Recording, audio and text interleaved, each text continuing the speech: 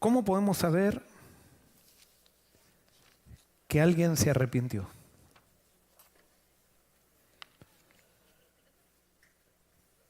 Muchas veces tengo que aconsejar personas que han sufrido fracasos en su matrimonio y especialmente a esposas que sus maridos le fueron infieles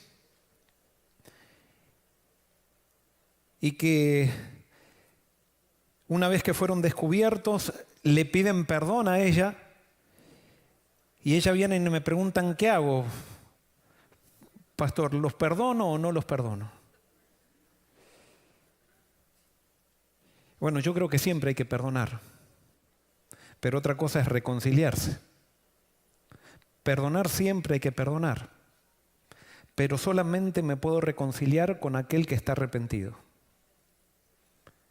Y la pregunta es, ¿cómo yo puedo saber que alguien está arrepentido? Bueno, eso tiene que ver con el título de hoy. Las bendiciones de las consecuencias.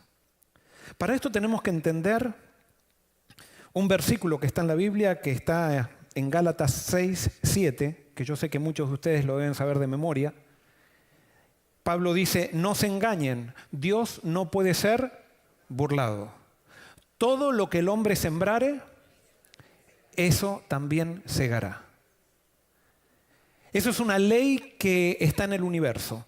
Todo lo que yo siembro, cosecho. Yo siembro cosas buenas y ¿qué voy a cosechar? Cosas buenas.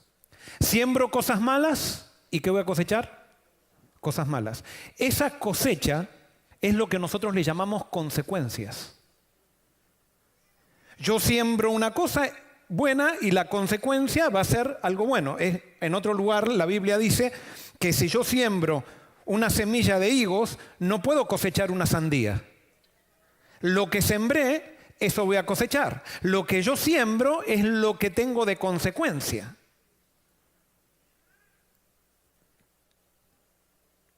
Y esto es algo que muchas veces no entendemos. Porque ¿saben qué? Dios quiere que nosotros cosechemos las consecuencias de aquello que sembramos. Porque justamente Dios ha puesto este mecanismo al universo, porque por más que yo siembre cosas malas, si yo acepto las consecuencias de las cosas malas que sembré, esas consecuencias Dios las va a utilizar para mi bien. ¿Entendieron? Dios quiere que nosotros cosechemos las consecuencias de aquello que sembramos, porque si nosotros aceptamos las consecuencias de aquellas malas decisiones que tomamos, Dios va a utilizar esas consecuencias para nuestro bien. En otras palabras, las consecuencias de nuestras decisiones son la materia prima que Dios usa para nuestro crecimiento. Sean decisiones buenas o sean decisiones malas. Y por eso cuando alguien siembra cosas malas, ¿qué tenemos que hacer? Dejar que esa persona coseche las consecuencias. Si nosotros no dejamos que la persona coseche las consecuencias, estamos en un problema, porque si la persona no cosecha las consecuencias de aquello que está sembrando, otra persona va a cosechar esas consecuencias. Y cada persona tiene que hacerse responsable de aquello que siembra. Y justamente una de los principios del crecimiento es que para que haya crecimiento tiene que haber responsabilidad. Yo no puedo crecer si me desresponsabilizo de mi vida. Pero ¿saben qué? Hay personas que están acostumbradas a evitar que alguien coseche las consecuencias de sus decisiones. ¿Y cómo se le llama a esas personas? A esas personas se les llaman codependientes. Alguien, por ejemplo, gasta mucho dinero. Después la consecuencia es deudas. Pero quizás el padre, que es millonario, cuando ve que el hijo está en deudas, en vez de dejar que el hijo coseche las consecuencias de sus decisiones, va y le paga la deuda. Eso se llama codependencia. Y lo que hacemos es evitar que la persona que se equivocó crezca. Parece un acto de amor, pero realmente no estamos amando cuando nosotros le quitamos a alguien las consecuencias de sus decisiones. Pero entonces la pregunta original era, ¿cómo nosotros sabemos que alguien se arrepintió o no se arrepintió? ¿Cómo tú sabes si tú te arrepentiste o no te arrepentiste? La respuesta es, tú vas a estar arrepentido cuando estés dispuesto a aceptar las consecuencias de tus malas decisiones. Hasta que tú no aceptes las consecuencias de tus malas decisiones y que no te hagas responsable de ellas, todavía no te arrepentiste. Y no es cuestión ahora que yo me dé cuenta, entonces digo, ahora me arrepiento, sino que por eso Jesús dice, vengan a mí, porque yo les voy a entregar arrepentimiento para que ustedes vean cómo realmente es la vida. No podemos darnos cuenta de cómo es la vida a menos que nos relacionemos íntimamente con aquel que la creó. Y por eso venir a una iglesia no es simplemente venir a aprender doctrinas y creencias. Venir a una iglesia es aprender a vivir. Y es aprender a vivir con Dios. Y quiero simplemente para que entendamos esto de lo que es arrepentimiento y cómo diferenciarlo de una persona de lo que no es arrepentimiento, cómo tú y yo podemos saber si estamos verdaderamente arrepentidos o simplemente tenemos remordimiento.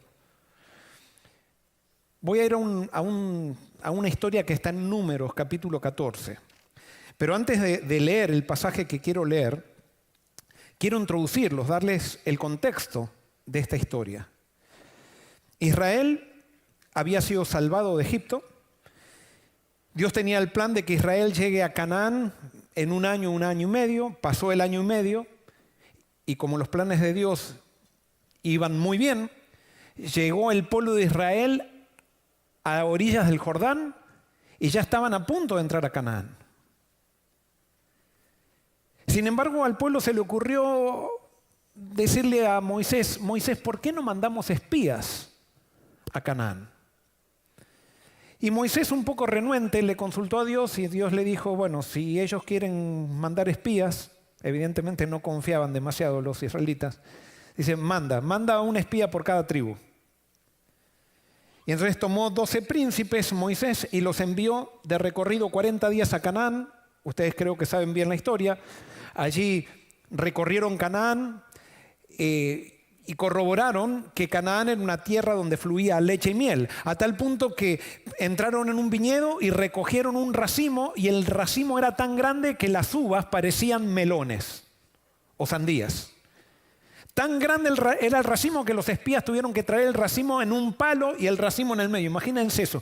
A mí me encantan las uvas. Imagínense una uva así de grande, pegarle un mordisco a una uva, es como algo espectacular. Y cuando ellos llegaron con ese racimo, estaban todos contentísimos. Todos contentísimos. Decían, realmente Canaán es una tierra donde fluye leche y miel. Y entonces los espías, 10 de los espías dicen, ¿ven este racimo? Sí, dice, qué rico, así son todas las cosas. Pero ustedes dicen, no saben, si este racimo es así, el tamaño que tienen los que se comen el racimo.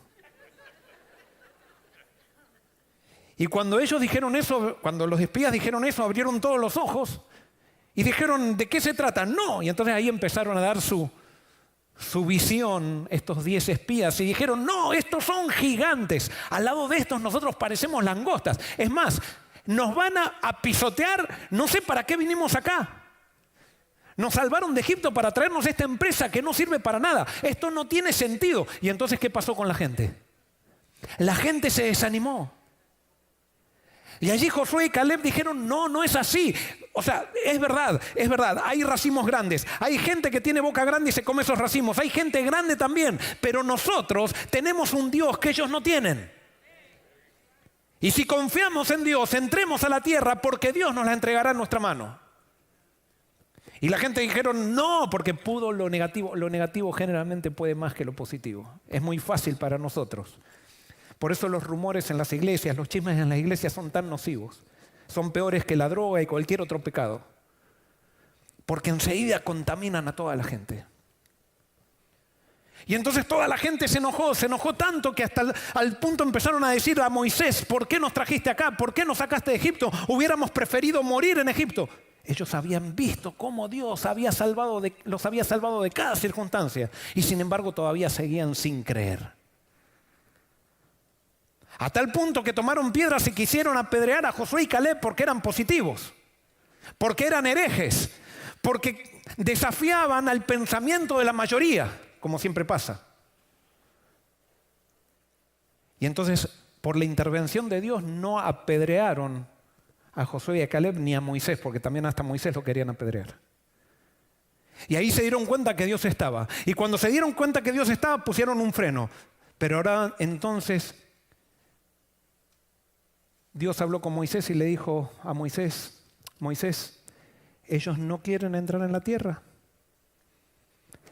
Yo tenía todo el plan para que ellos entren, pero si ellos no quieren entrar, no entrarán.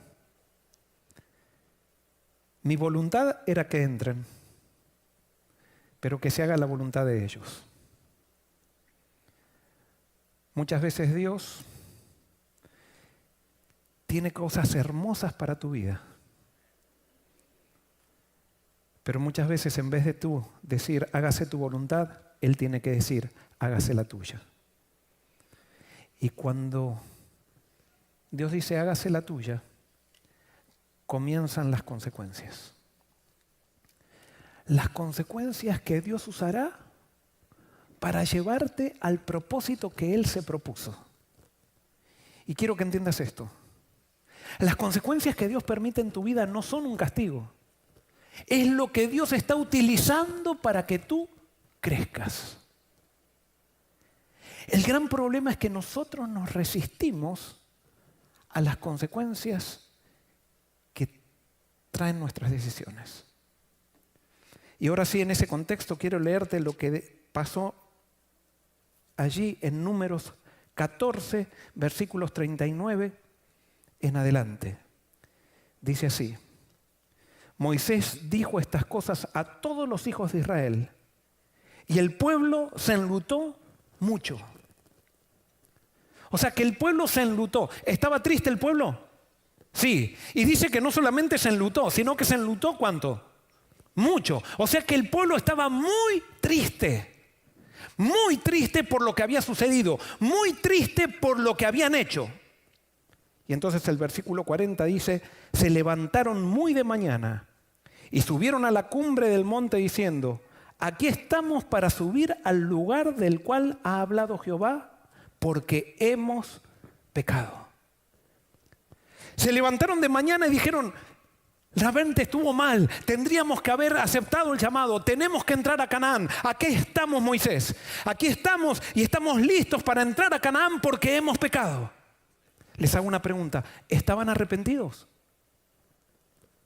Estaban tristes. Reconocieron que habían pecado. Sin embargo, no estaban arrepentidos.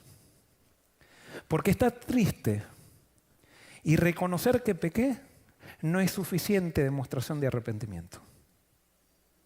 ¿Entendido? Esto quiero que especialmente para esa mujer que el marido le fue infiel 2 veces ya. Estar triste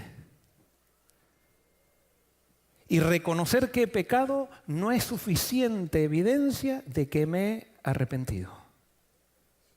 Y entonces, ¿qué le dijeron? ¿Qué le respondió Moisés? Versículo 41. Moisés le respondió, ¿por qué quebrantáis el mandamiento de Jehová?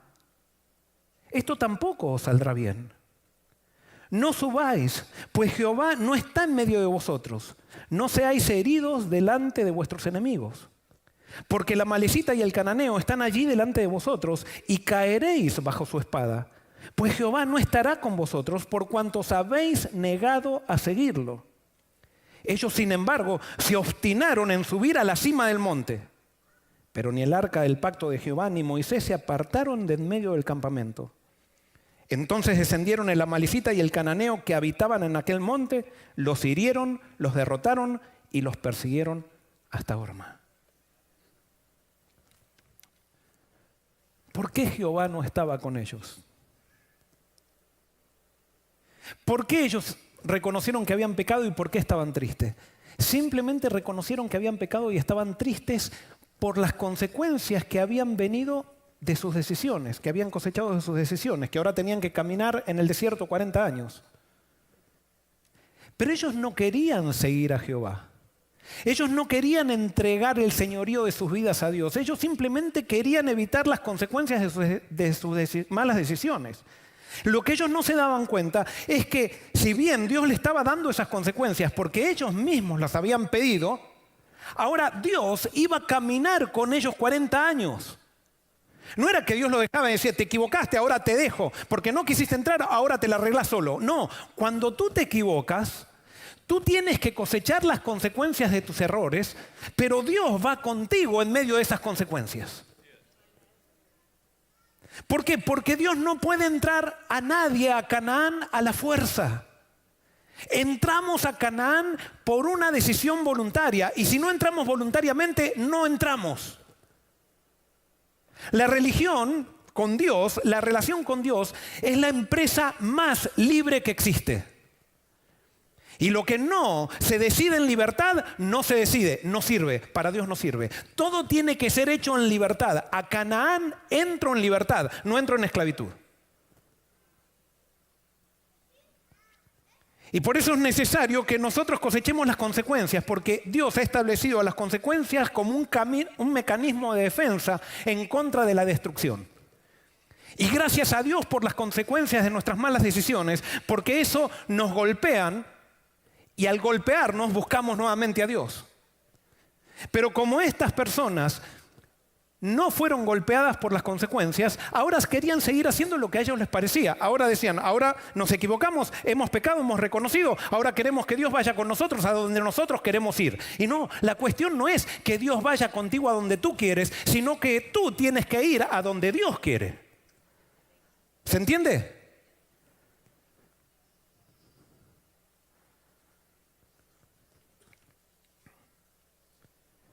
La persona que está arrepentida acepta las consecuencias de sus malas decisiones. Ahora, esta es una de las cosas en las cuales más falla el ser humano, en aceptar las consecuencias de sus malas decisiones, en hacerse responsable de su vida. Es más, generalmente cuando nosotros nos equivocamos, ¿a quién le echamos la culpa? Le echamos la culpa a los que nos rodean, y si no es a los que nos rodean, le echamos la culpa a Dios. Generalmente Dios termina siendo el culpable. Y así Dios no puede caminar con nosotros, porque entonces nos tiene que llevar a la fuerza, porque Él es el culpable de todo. Entonces, como Él es el culpable de todo, si alguien tiene que cambiar en mi relación con Dios, y si es por Dios que yo estoy así, entonces el que tiene que cambiar es Dios, no soy yo.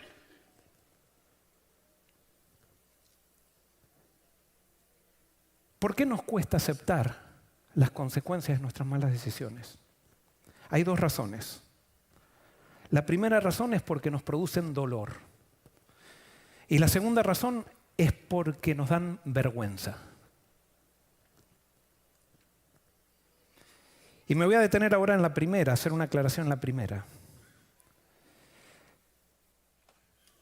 Cuando nosotros tomamos decisiones para evitar el dolor, terminamos en una vida de sufrimiento. ¿Me escucharon? Esto es importantísimo. Cuando nosotros tomamos decisiones para evitar el dolor que nos producen las consecuencias de lo que hicimos, terminamos en una vida de sufrimiento. Dios no quiere una vida de sufrimiento para ninguno de sus hijos. Pero Dios te dice que en la vida de crecimiento va a haber dolor. Pero nosotros muchas veces por evitar el dolor terminamos en una vida de sufrimiento. ¿Cómo se explica esto? Lo voy a explicar para que entendamos esto con una cosa que me pasó cuando era chico. Resulta que mi papá era pastor de iglesia, mis hermanos eran más grandes que yo, y yo tenía 8 años, y los jóvenes de la iglesia decidieron ir a una piscina en verano. Y en el lugar donde yo vivía, las piscinas solamente la tenían los ricos, no es como acá en Florida, que todo el mundo tiene piscina, sino que solamente la tenían los ricos, y como no había muchos ricos, había piscinas comunitarias donde se podía ir cuando uno iba y pagaba. Y para mí eso era como un parque de diversiones. Cuando dijeron que los jóvenes de la iglesia iban a ir a una piscina, yo les pedí a mis hermanos que me lleven. Y mis hermanos se resistieron un poco, pero al final dijeron, bueno, mis padres le dijeron, llévenlo, y al final me llevaron. A la fuerza. Pero yo estaba contentísimo en la piscina, me iba a bañar en la piscina, y resulta que en un momento estaba entusiasmado allí, era en el campo, estaba la piscina, voy corriendo y de repente piso una espina que en ese contexto se llama roseta. Una espina que viene de un arbusto que es como una estrella que tiene muchas puntas. Y la espina en el dedo gordo del pie se me introduce, pero toda la roseta. Entonces me dolió muchísimo. Entonces cuando me agaché, me traté de sacar la roseta, pero tiene como unas púas que cuando yo quería sacar, la piel se hacía, o sea, no quería salir la espina y me dolía más. Entonces me dejé. Yo no quiero tener tanto dolor. Y me dejé la roseta en el pie. Entonces comencé a caminar y caminaba así. Y todos me preguntaban, ¿qué pasaba? No, lo que pasa es que tengo una espina, sácatela, es que me duele. Y entonces, pero sácatela, te la vamos a sacar. No. Y literalmente, tengo que confesar, mi corazón de gallina, aunque soy de Boca, esto para los de Argentina, pero tengo un corazón en la esencia de gallina. Y caminaba, anduve como 1 hora con el pie caminando así. O sea, no quería pasar por el dolor de sacarme la espina. Y con tal de no pasar por el dolor de no sacarme la espina, esa tarde se transformó en una tarde de sufrimiento para mí. ¿Se entiende? ¿Te das cuenta a lo que voy? Entonces, en un momento, yo veía que estaban mis hermanos con los jóvenes, estaban allí haciendo un grupito. Y de repente salen todos corriendo y me agarran. Y yo empecé a gritar como una mujer de parto en ese momento. Me agarraron de todos los lugares y me sacaron la espina.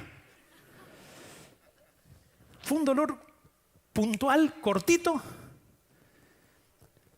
pero se acabó el sufrimiento.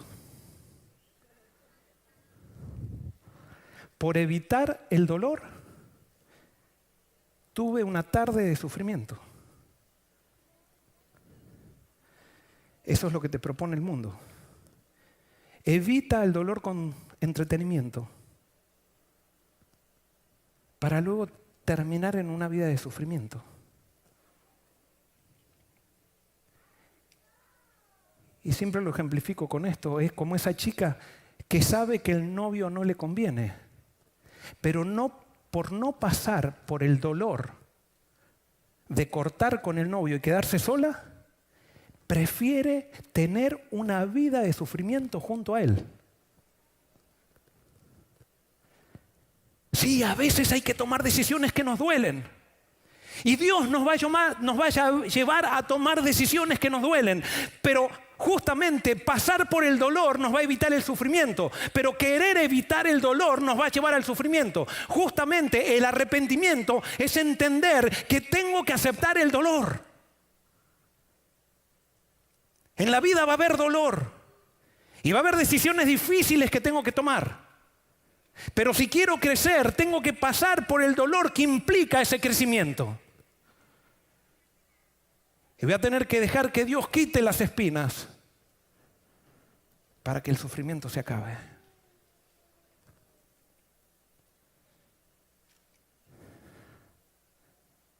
Sí, a veces el dolor implica esperar por un tiempo largo las cosas.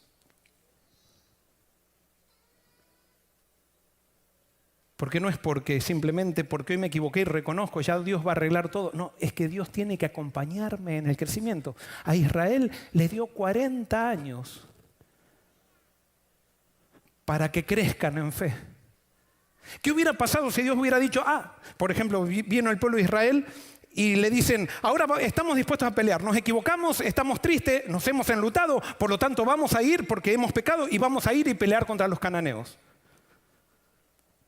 hubieran ido, pero la primera batalla que tenían que pelear era con Jericó. Y Dios les iba a decir a ellos, tienen que dar 7 vueltas. Y ellos no estaban preparados en fe como para seguir las indicaciones de Dios. Y como ellos no estaban preparados en fe para seguir las indicaciones de Dios y entender que Dios libra nuestras batallas y no somos nosotros mismos los que peleamos, sino que es Dios que pelea por nosotros, para entender eso tuvieron que pasar 40 años. Y muchas veces, para que tú entiendas que Dios es el Señor de tu vida, que cuando Dios te aconseja algo es por tu bien, que cuando Dios dice blanco, es blanco y no es negro, ni rojo, ni lila, ni nada, sino que es blanco, muchas veces te vas a tener que equivocar. Y cuando te equivoques, quiero decirte que Dios no te dejó. Simplemente ahora Dios va a tomar tus equivocaciones y sus consecuencias como materia prima para construir tu crecimiento. Y si tú no te resistes, vas a crecer. Vas a crecer y vas a tener victoria. No evites el dolor. Y cuando te equivocaste, vivimos en una sociedad muy perfeccionista, especialmente las sociedades religiosas, donde todos queremos hacer pinta o queremos hacer imagen de que somos perfectos y que tenemos todo superado. Y muchas veces cuando nos equivocamos y nuestra equivocación se hace pública, tenemos tanta vergüenza de reconocerlo, que lo único que hacemos es autojustificarnos. Y cuando nos autojustificamos siempre, absolutamente siempre, recurrimos a la mentira. ¿Para qué? ¿Te equivocaste? Reconoce. No discuta más, no le eches la culpa a otro. Te equivocaste. Ahora, acepta las consecuencias de tu equivocación y vive, no te resistas. No hagas como el pueblo de Israel que quiere salir a pelear cuando ya no es el tiempo de pelear. Ahora es el tiempo de dar vueltas por el desierto. Acepta las consecuencias porque serán una bendición para tu crecimiento.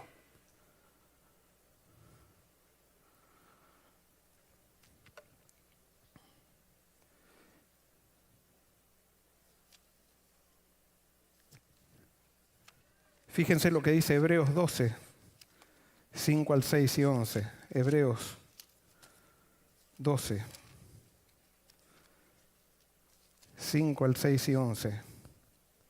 Dice, y habéis ya olvidado la exhortación que como a hijos se os dirige diciendo, hijo mío, no menosprecies la disciplina del Señor, ni desmayes cuando eres reprendido por Él.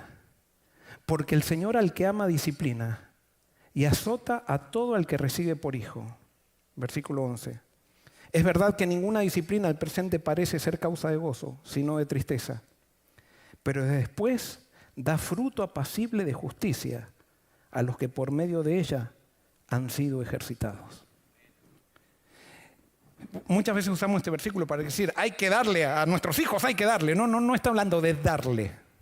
Está hablando de Dios cuando dice que Dios a sus hijos disciplina, quiere decir Dios deja que sus hijos cosechen las consecuencias de sus decisiones. Y Dios lo hace, dice, por causa de ¿qué? Por causa de su amor. Por causa de su amor. Y tenemos que estar dispuestos a cosechar esas consecuencias. No tenemos que irnos para otro camino, no tenemos que huir. ¿Se acuerdan como dijimos el sermón pasado? Todo aquello de lo cual huimos tarde o temprano lo vamos a tener que enfrentar. Y a veces nosotros huimos de las consecuencias de nuestras malas decisiones mintiendo, autojustificándonos, yéndonos para otro lado. Pero al final, tarde o temprano, vamos a tener que enfrentar las consecuencias de nuestras malas decisiones. Y es necesario que los que estamos alrededor de aquellos que están viviendo malas decisiones, dejemos que esas personas cosechen los resultados de sus malas decisiones. Eso no quiere decir que debemos dejar de amarlos, y ya voy a hablar un poquito más de eso. Pero sí, esa es la única manera de hacernos crecer. Y por eso, padres, esto me hubiera gustado entenderlo mucho antes, pero padres, dejemos que nuestros hijos se equivoquen en las cosas pequeñas para que aprendan a decidir en las cosas grandes. Pero a veces los padres somos tan controladores que queremos hacer a nuestros hijos perfectos desde que nacieron y no los dejamos equivocarse en nada, cuando realmente siempre se van a equivocar. Aunque los controlemos o no, se van a equivocar. Y mientras más tarde los dejamos que se equivoquemos, más grande va a ser la equivocación. Y por eso es necesario que nosotros como padres podamos entender cuál es la diferencia entre el control, hasta dónde debemos controlar y hasta dónde debemos dar libertad. Eso es otro tema, no me voy a detener allí. Pero ¿cómo Dios nos disciplina? Dios no nos disciplina al latigazo. Dios no me disciplina mandándome una enfermedad. Dios simplemente me disciplina dejando que yo coseche las decisiones, los resultados de las decisiones que tomé. ¿Hasta cuándo? ¿Hasta cuándo? A mi criterio, hasta que aprenda. Es más, a Dios no le interesa tampoco decir, te equivocaste, ahora vas a cosechar las consecuencias. Vieron que muchas veces en las iglesias nos han enseñado, por lo menos cuando era joven, me decían, no peques por las malas consecuencias que te trae. Y me daban la historia del padre que la llevó a su hija y clavó un montón de clavitos y sacó el clavo y después quedó la marca y dice, mira, el clavo lo puede sacar, pero la marca siempre queda. Y entonces decían, ven, Dios perdona el pecado, pero la marca siempre va a quedar. Y es verdad. Pero entonces el énfasis me decían, entonces no peques para que no te queden marcas. ¿Cuál era la motivación de no pecar? La motivación es para que no me queden marcas. La motivación no es Dios, no es respeto a mí mismo, sino para que no me queden marcas, para no sufrir. Eso no me lleva al arrepentimiento, eso es muy egoísta. No peco para que no tenga malas consecuencias. Pero entonces cuando alguien peca, esas personas que no pecan para que no tengan malas consecuencias, esas son las personas que más se ensañan con aquel que cae. Porque ellos razonan así. Yo no peco para no tener malas consecuencias. Y esta loca hace un montón de cosas que yo no hice por toda la vida y nadie le dice nada. A ver, hay que matarla por lo que está haciendo, porque yo me he reprimido toda la vida y no he sido feliz para poder salvarme. Y esta hace de todo y nadie le dice nada. ¿No han escuchado esos razonamientos? Son razonamientos totalmente carnales, de gente reprimida que va a la iglesia, que desea vivir en pecado y no entendió nada. Y no vive en pecado por causa de que quiere salvarse, pero no por amor a Dios, no porque por respeto a sí mismo, sino porque quiere salvarse. Por la consecuencia, por la vida eterna. ¿Qué? Cuando la religión se vive así, es simplemente una mera superstición.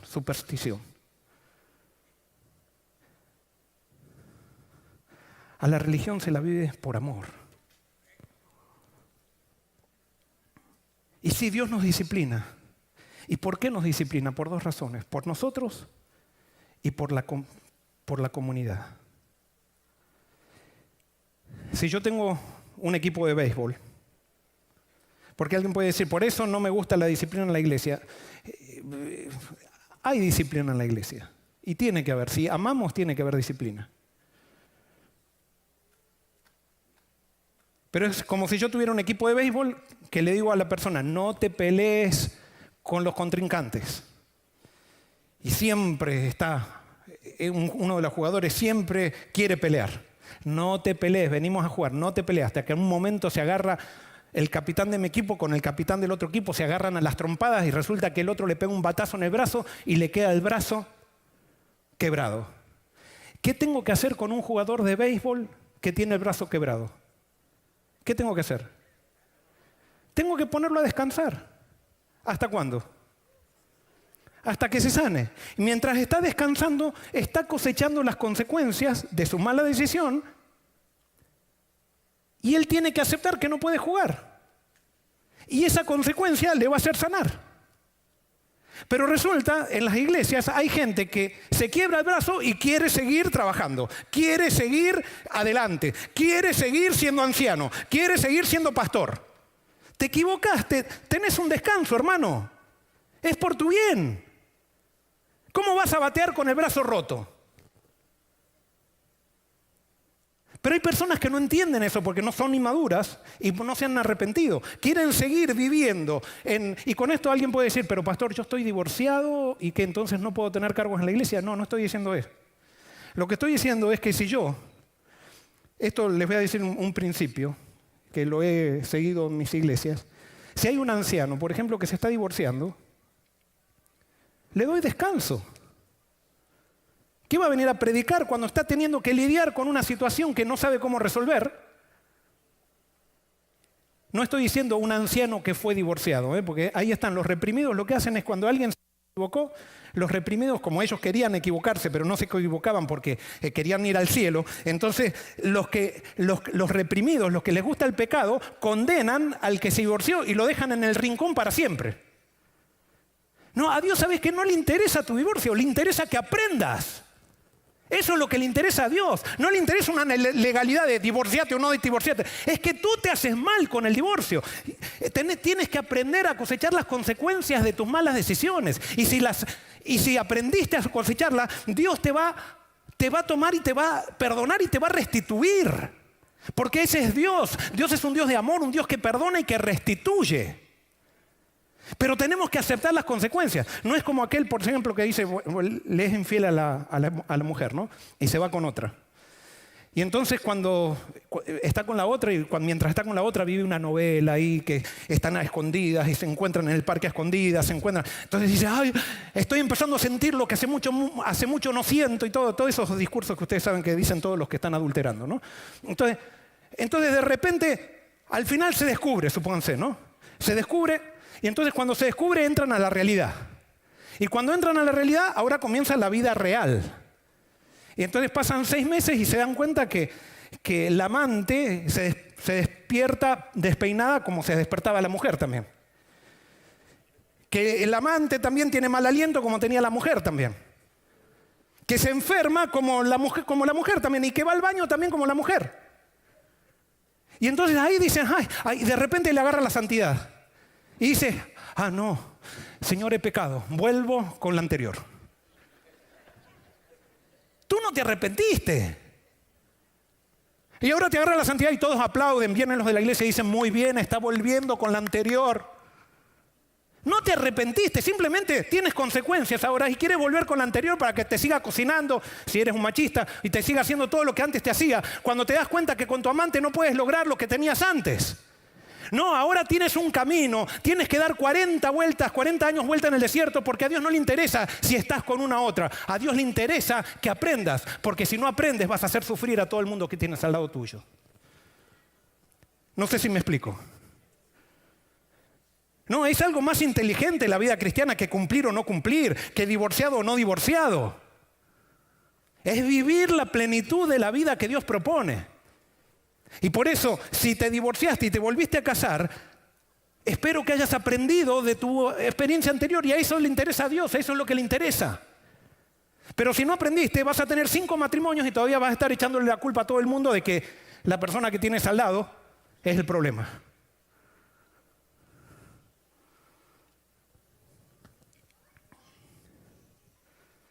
¿Qué hacemos con el que se equivoca? Naturalmente nosotros decimos, bien hecho. Que coseche las consecuencias de sus equivocaciones. ¿Y saben qué? Dios deja que cosechemos las consecuencias de nuestras equivocaciones, pero nunca dice bien hecho. Y no espera que tú digas bien hecho. No, Dios dice que cuando alguien se equivoca y está cosechando las consecuencias de sus equivocaciones, que nosotros estemos al lado de esa persona, no para quitarle las consecuencias, sino para ayudarlo y entender de que Dios todavía lo ama y que tiene un plan con él o con ella. Ese es el Dios que mostró Jesucristo. Ese es el Dios de la Biblia. Ese es el Dios que la iglesia cristiana muchas veces no entendemos en la iglesia cristiana. Y por eso Jesús dijo, el que vaya al cielo va a ser aquel que visita a los presos. Los que están presos porque se lo merecen. Pero Dios quiere que aquellos que están sufriendo las consecuencias, nosotros seamos compasivos y vayamos con ellos y estemos al lado de ellos para mostrarles el amor y que ellos se hagan responsables de sus decisiones para que crezcan.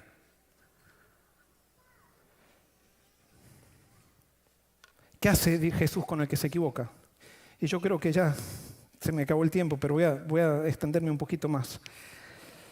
Jesús hace lo que se equivoca, Jesús hace de GPS con el que se equivoca. ¿Saben qué? Cuando salieron los GPS, yo siempre tenía fama de que era muy orientado, porque cuando era pastor joven, hacía expediciones de jóvenes a la montaña con los jóvenes de mi iglesia todos los años, y realmente aprendí a orientarme muy bien. Entonces yo siempre me jactaba de que yo no necesitaba mapa ni nada. Y un día entonces Amelia, cumplo años, esto fue por 2000, pero no tanto. Cumplo años, Día del Padre era, en el 2006 por ahí, cuando recién estaban saliendo los GPS y que salían carísimos, y Amelia viene y me trae un GPS de regalo. Y para mí fue un insulto, por dos cosas fue un insulto. O sea, primero, porque ella estaba dudando de mi capacidad de orientación. Todas las mujeres, de paso, todas las mujeres dudan de la capacidad de orientación del hombre, ¿no? Pero ella estaba dudando y fue un insulto. Y después, segundo, porque salían tan caros que no sabía de dónde había sacado la plata para comprarme el regalo. Y lo acepté de regañadientes. Y entonces yo ponía el GPS y yo decía, yo no le voy a hacer caso a este aparatito, voy a estar esclavo de un aparatito todo el tiempo.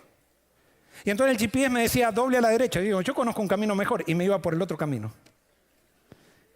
¿Y qué pasaba? Sí, por ahí le pegaba, llegaba igual y yo decía, no necesito GPS. Pero ¿cuántas veces me perdí? Y cuando me perdía, ¿qué tenía que hacer? Prender el GPS. ¿Y qué me decía el GPS? Recalculando la ruta. ¿Y saben qué? Eso me hizo una lección tremenda. El GPS es como Dios. A Dios no le interesa dónde estás. Simplemente tú lo prendes y Dios dice, recalculando la ruta. No importa dónde hayas llegado, no importa cuánto te hayas equivocado, no importa dónde estés, Dios te toma de donde está y Él tiene la capacidad de llevarte a donde Él quiere. Y ese es el Dios de la Biblia. Y por eso no quiero que pienses que tu vida está perdida. Hoy Dios te dice, dame la oportunidad. Yo quiero recalcular tu vida, te voy a tomar de donde estás y te voy a llevar a donde yo he planeado para ti. Simplemente dame la oportunidad. Y lo que te pido es que estés dispuesto a recorrer el camino, porque te alejaste. Y vas a tener que recorrer el camino que yo te indique para llegar al destino que yo me he fijado para ti. ¿Y sabes qué? Dios lo hace. Dios lo hace. Por eso la Biblia dice, entrégale a Dios tus veredas torcidas y Él las enderezará. Si Dios es Dios por algo, es porque Él puede transformar todos los errores de nuestra vida y agarrarlos y hacer un cuadro hermoso con nuestros errores para beneficio de tu vida y de la gente. Y no solamente hace un cuadro hermoso, sino que quiero decirte que hace un cuadro más hermoso todavía del que tenías en tu vida antes de que te hayas equivocado. Eso lo hizo con Adán. Eso lo hizo con Moisés. Y eso lo quiere hacer Dios contigo. Si es que tú estás dispuesto a entregarle el señorío de tu vida y dejar de quejarte por las consecuencias de tus malas decisiones y acepta con mansedumbre el camino que Dios te muestra. Quiero terminar contándoles algo personal. Yo les había contado, ¿se acuerdan cuando yo terminé teología? Me dijeron que no me iban a dar trabajo en mi país. Y me salió la oportunidad de venir acá a Estados Unidos. Y vine 2 años aquí a Estados Unidos. Estuve trabajando de instructor bíblico, primero en Nueva York y después en la ciudad de Detroit, en Michigan. Y tanto en Nueva York como en Detroit me fue muy bien y fue una bendición. El hecho de que no me hayan dado trabajo en Argentina fue la gran bendición para que yo llegue aquí. Pero cuando estaba en Detroit, le di estudios bíblicos a la representante hispana de la Universidad de Michigan. Ella se bautizó y ella fue a hablar a la conferencia y dicen, este muchacho lo tenemos que tener acá. Quisiera pedirles que nos den la oportunidad de que le hagamos los papeles para que él venga para aquí, para Estados Unidos. Y sí, Dios estaba transformando la maldición en bendición.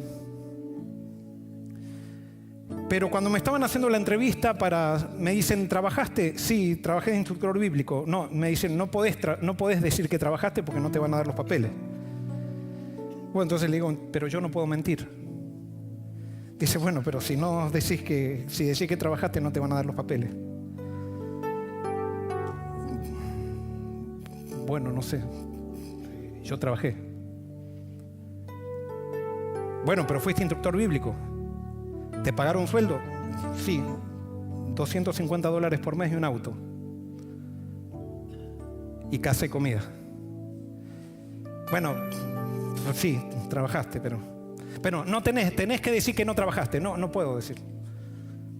Bueno, entonces te vas a tener que ir a Argentina y esperar los papeles allá, porque si lo hacemos desde acá, no te van a hacer una entrevista. En cambio, si lo haces acá, te van a hacer una entrevista. Así que si no querés tener esa entrevista, andate a Argentina. Pero no te puedo asegurar que te van a dar los papeles. Muy bien, me fui a Argentina. Y hice un trato con Dios. Señor, si tú quieres que yo esté en Estados Unidos, que me den los papeles. Y si tú no quieres que esté, que me los rechacen. Pero yo voy a esperar la respuesta de la Embajada de los Estados Unidos. Pasó un mes, no pasó nada. Pasaron 2 meses, no pasó nada. Pasaron 3 meses, no pasó nada. Y había un congreso de la Unión en Argentina. Y entonces fui al congreso para acompañar a mi papá. Íbamos con la familia. Y allí en el congreso de la Unión, Argentina, mi cultura, estaba yo. Pero yo decía, yo me voy a Estados Unidos. Y estaba esperando, pero no sabía qué pasaba. Entonces en un momento me dijeron, Joel, están necesitando un pastor de jóvenes para la iglesia de Palermo en Buenos Aires. ¿Vos no quisieras ser pastor ahí, pastor de jóvenes? Y era algo que a mí me fascinaba. Pero yo dije, no, yo estoy esperando la respuesta de Dios. Y entonces pasó. Pero siguió el congreso y vinieron y se acercaban, Joel, te necesitan. Y al haberme sentido rechazado hace 2 años y ahora sentirme necesitado, eso comenzó a trabajar en mi corazón. Pero yo decía, yo hice un trato con Dios.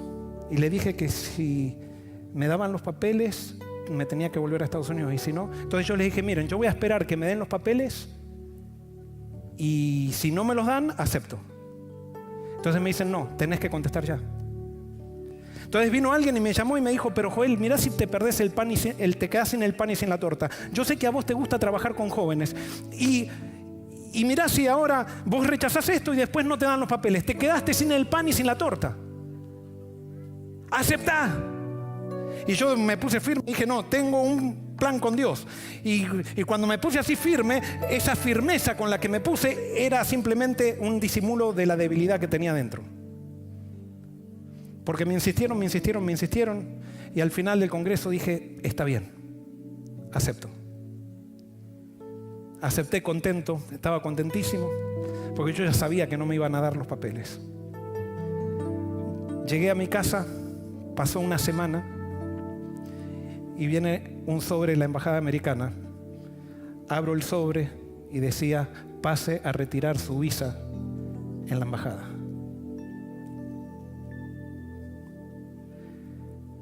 No quise entrar a Canaán porque me faltó la fe. ¿Qué hago?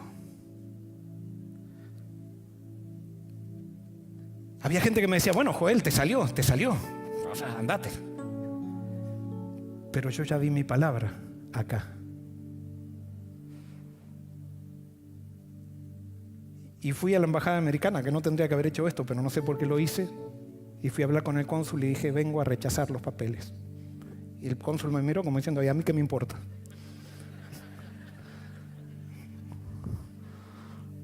Como si yo fuera el que me necesitaran acá en Estados Unidos, ¿no?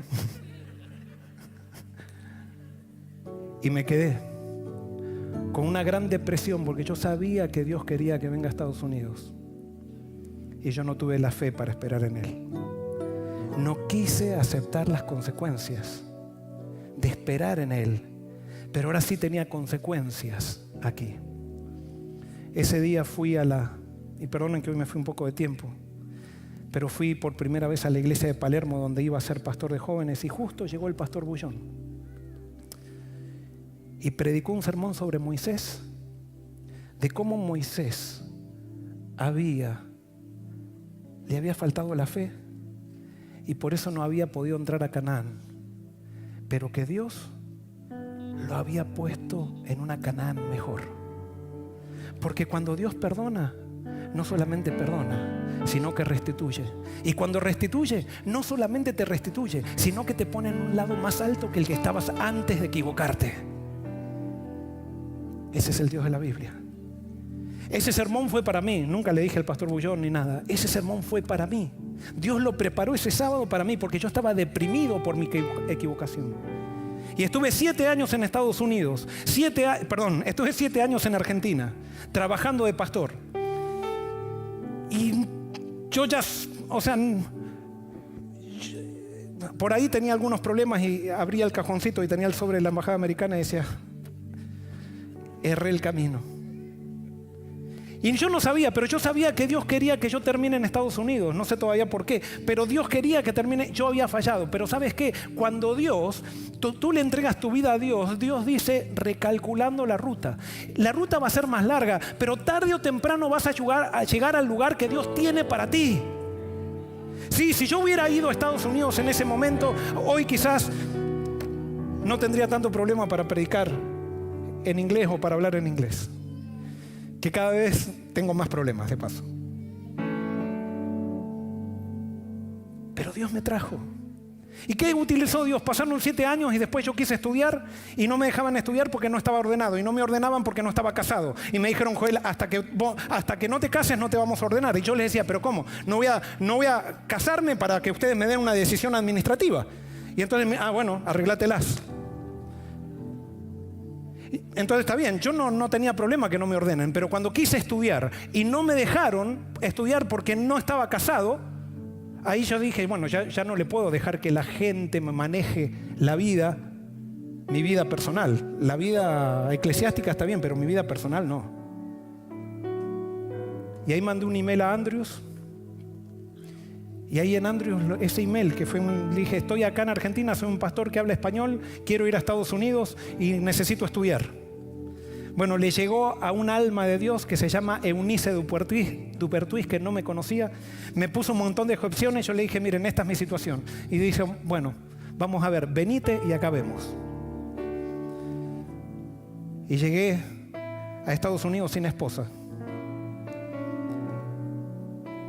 Y el primer sábado que no conocía a nadie ahí en Andrews, sin darme cuenta en la sociedad de jóvenes, me senté de la que ahora es mi esposa y que tengo 3 hijos con ella. Y estoy en Estados Unidos. No, y cuando digo no, estoy en Estados Unidos, yo no tenía ganas de volver a Estados Unidos ya se me habían ido todas las ganas. Pero digo, estoy en Estados Unidos porque quiero decirte que el plan de Dios se cumple si es que tú hoy prendes el GPS y estás dispuesto a que Él recalcule tu ruta. ¿Estás dispuesto? ¿Estás dispuesta?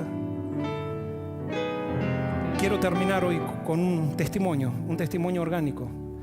Ulises, esta semana tuvo una situación que tiene que ver con el canto que van a cantar. Y quiero decirte algo, es necesario a veces. Cuando tú no has sido manso con Dios y siempre has querido recalcular tú la ruta, es necesario que de una vez por todas te entregues a Jesús y le digas, aquí está mi vida. Te entrego mi vida para que tú me lleves a donde tú quieras, aceptando el camino que tú me mandes. Ulises, ¿qué fue lo que te pasó? Gloria a Dios. Me preguntaste qué fue lo que por qué estaba agobiado. Mientras que iba de camino en el carro ayer, puse la canción que vamos a practicar hoy para escucharla. Y la escucho, el Espíritu Santo toca mi corazón. Llego al trabajo y digo buenos días a uno de mis amigos y él me dice, hey, tienes los ojos rojos, ¿estás bien? Sí, estoy bien. Tienes los ojos rojos, parece que estabas llorando. Le dije, sí, estaba llorando. ¿Qué pasó? El Espíritu Santo me tocó. No sé qué, no dice más nada. El Espíritu Santo pone en mi corazón mientras que iba en el carro que buscara a 3 de mis amigos para que ellos sintieran lo mismo que yo sentí durante la canción. Y entonces llamé a José, llamé a Javier y llamé a Mike. Y les dije, ¿tienen 10 minutos? Sí, claro. Móntense en el carro. Y ellos me dicen, ¿a dónde vamos? No sé. Móntense en el carro. Deben 10 minutos solamente. Estamos saliendo. Se montan, estamos saliendo. Y la puerta del taller nos sube. Me bajo para ver si estaba cerrada. Cuando me bajo, noto que no está obstruida, está completamente abierta. Así que aprieto el botón, subo la puerta, me monto en el carro, un silencio completo. Y en cuanto estoy saliendo, llega el camión de FedEx, bloquearme. Me empiezo a desesperar y me dice Javier, chico, no te apures, ya ese camión se va. Ese camión usualmente se demora media hora bajando, pero se fue rápido. Y silencio total en el carro. Manejo hacia la parte de atrás del estacionamiento y me pongo de frente a los árboles para que no se vea raro o un poquito raro la ocasión. Ni una palabra en todo el carro en este momento. Y le digo a los muchachos, voy a tocar esta canción y voy a leer un salmos. Pase lo que pase, no abran sus ojos hasta el final de la canción. No lo abran. Ok. Empieza la canción y durante el instrumental de la canción leo el Salmos. Y cuando terminó la canción todavía sigue el silencio, pero cuando los miro es un silencio diferente. Y en sus caras pude ver el Espíritu Santo que se reveló en sus vidas como mismo se reveló en mi vida. Amén. Para la gloria de Dios. Dios quiere decirte algo, no sé qué te quiere decir, pero mientras cantamos, escucha la voz de Dios. ¿Qué es lo que te quiere decir? Quizás tiene que ver con el tema, quizás no tiene que ver con el tema. Dios tiene un plan para ti y hoy quiere hablarte. Vamos a orar. Querido Señor, perdona porque muchas veces nos hemos revelado a las consecuencias que traen nuestras malas decisiones. Muchas veces hemos querido huir. Hemos pensado que nosotros tenemos más sabiduría para solucionar nuestros problemas que tu sabiduría. Hoy te queremos entregar nuestra vida y que tú recalcules la ruta. Y estamos dispuestos a aceptar el camino que tú nos mandas para estar en el lugar donde tú estás. Gracias. En Jesús te pedimos todo. Amén.